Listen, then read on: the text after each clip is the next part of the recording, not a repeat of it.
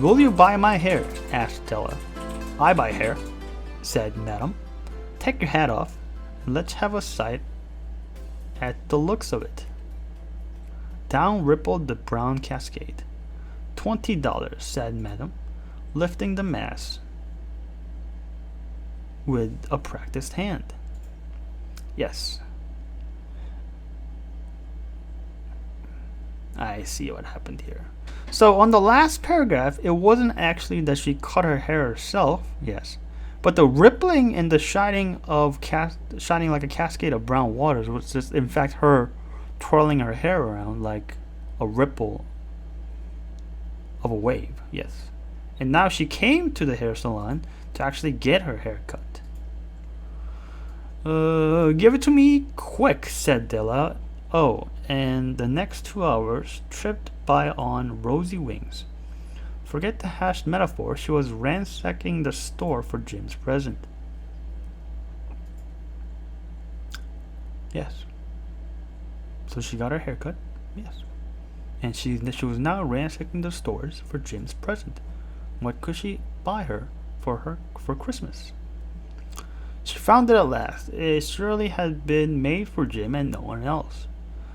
There was no other like it in any of the stores, and she had turned all of them inside out. It was a platinum fob chain, simple and chastity in design, properly proclaiming its value by substance alone and not by meretricious ornamentation, as all good things should do. It was even worthy of the watch. As soon as she saw it, she knew that it must be Jim's. It was like him, quietness and value. The description applied to both. $21 they took from her for it, and she hurried home with the 87 cents. With the chain on his watch, Jim might be properly anxious about the time in any company. Grand as the watch was, he sometimes looked at it on the sly on account of the old leather strap that he used in place of a chain. Yes, after getting $20 for her hair, she managed to ransack all stores to find a perfect present for Jim, which she has, which is a silver, where is it? No, I'm sorry, a platinum fob chain, simple and chastity in design, for Jim's watch, yes, for Jim's gold watch. Della reached home with her intoxication gave away a little to prudence and reason. Excuse me for a second. She got out her curling iron and lighted the gas and went to work repairing the ravages made by the generosity added to love, which is always a tremendous task, dear friends, a mammoth task. Yes.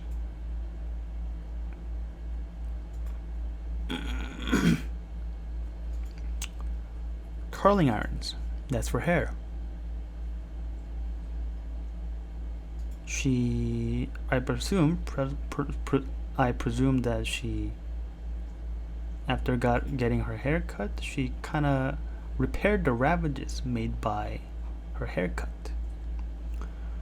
Within 40 minutes, her hair was covered with tiny clothesline curls that made her look wonderfully like a truant schoolboy.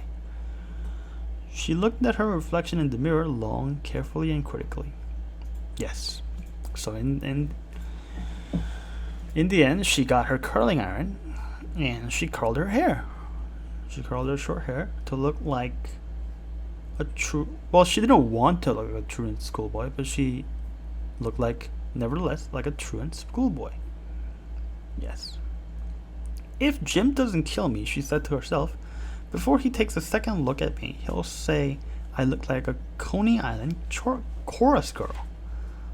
But what could I do? Oh, what could I do with $1.87? Yes.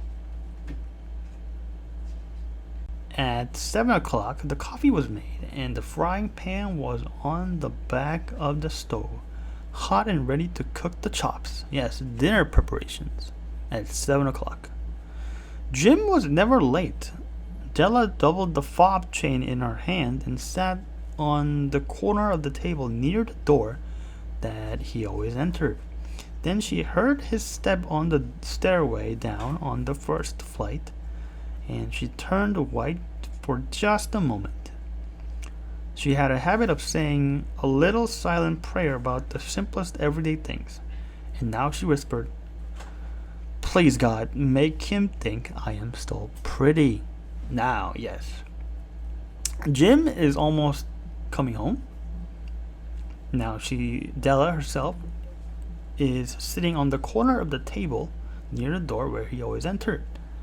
Now, she is a little bit nervous because what if, due to her short hair, Jim might think that Della is not pretty anymore. The door opened and Jim stepped in and closed it. He looked thin and very serious. Poor fellow, he was only 22 and to be burdened with a family. He needed a new overcoat and he was without gloves. Now, this is our first introduction to Jim himself. Jim himself was only 22. He is in a very... He needs an overcoat and he was without gloves on Christmas, so his hands must be very cold. Jim stopped inside the door as immovable as a setter at the scent of a quail. His eyes were fixed upon Della, and there was an expression in them that she could not read, and it terrified her.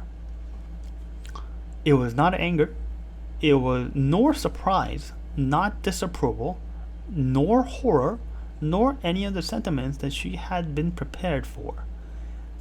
He simply stared at her fixedly with that particular expression on his face.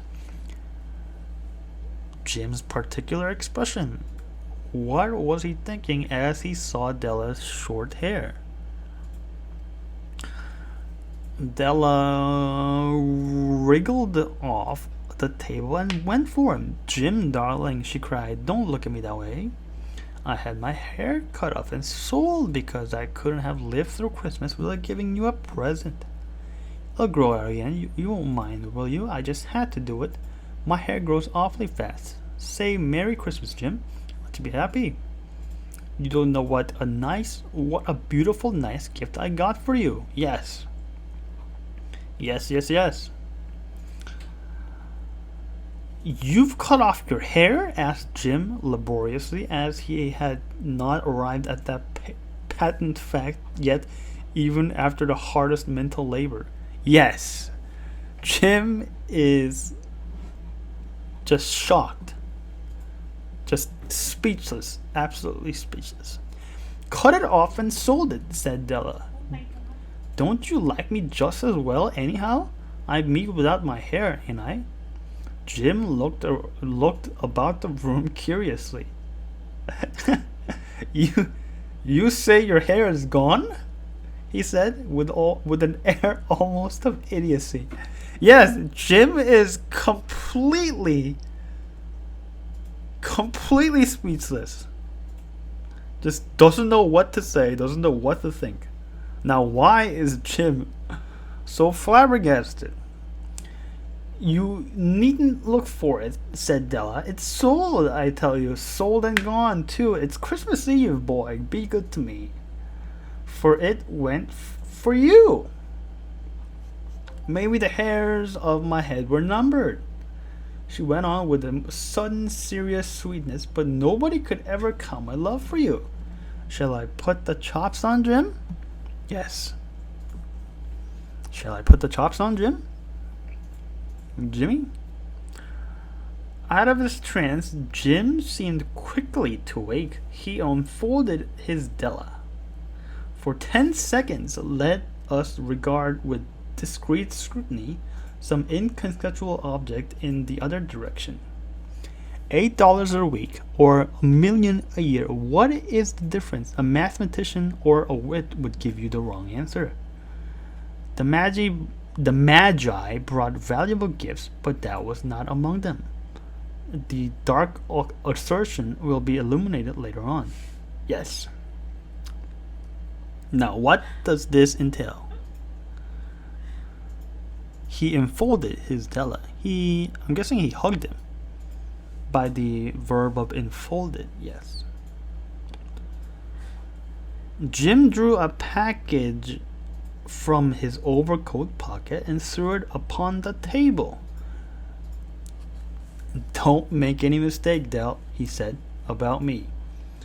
I don't think there's anything in the way of a haircut or a shave or a shampoo that could make me like my girl any less. But if you'll unwrap that package, you may see why you had me going a while at first. Now, yes, Jim explains himself that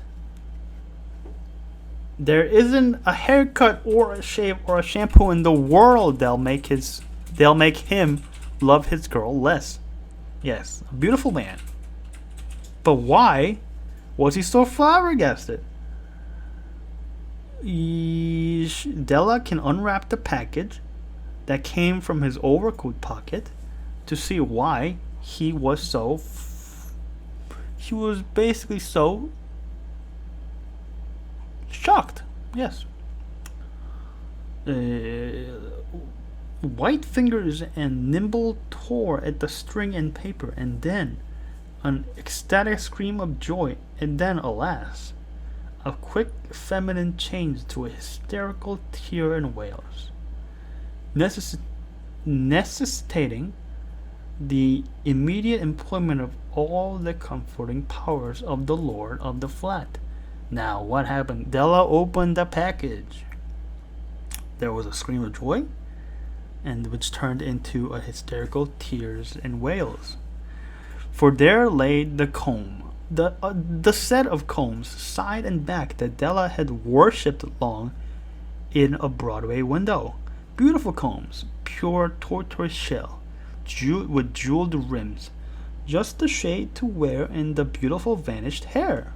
They were expensive combs, she knew, and her heart had simply craved and yearned over them without the least hope for possession. And now they were hers, but the tresses that could have adorned the coveted adornments were gone. Yes. What was Jim's present for Della? There were a set of combs, very valuable combs, yes, that Della had wanted very much, but she had no way of getting it because it was so expensive. But Jim had bought it for her. Yes. But she hugged them to her bosom, and at length she was able to look up with dim eyes and a smile and say, "My hair grows so fast, Jim." And then Della leapt up like a little singed cat and cried, "Oh, oh." Jim had not yet seen his beautiful present. She held it out to him eagerly upon her open palm. The dull precious metal seemed to flash with the reflection of her bright and ardent spirit. Yes, now it is time for Jim to get his present, which is the chain for her gold watch. Isn't it a dandy, Jim? I hunted all over town to find it. You'll have to look at the time 100 times a day now. Give me your watch. I want to see how it looks in it. Yes, give him your watch. No, give her your watch, Jimmy. Instead of obeying, Jim tumbled down on the couch and put his hands under the back of his head and smiled. "Oh, why, Dell," said he, "let's put our Christmas presents away and keep them a while. They're too nice to use just at present. I sold the watch to get the money to buy your combs. And now suppose you put the chops on." Yes. So the irony here is that Della sold her precious hair to buy Jim a chain for his gold watch. But unfortunately, Jim had sold his precious gold watch to buy Della a set of combs that she always wanted. Beautiful story. The Magi, as you know, were wise men, wonderfully wise men, who brought gifts to the babe in the manger. They invented the art of giving Christmas presents. Being wise, their gifts were no doubt wise ones, possibly bearing the privilege of exchange in the case of duplication. And here I have lamely related to you the uneventful chronicle of two foolish children in a flat who most unwisely sacrificed for one another the greatest treasures of their house. But in a last word to the wise of these days, let it be said of all who give gifts, these two were the wisest. Of all who give and receive gifts, such as they are wisest. Everywhere they are wisest. They are the Magi. Yes. So this is how it ties back to the title. The Magi. Yes. Beautiful, beautiful story. That even though they sold off their precious belongings, they were nevertheless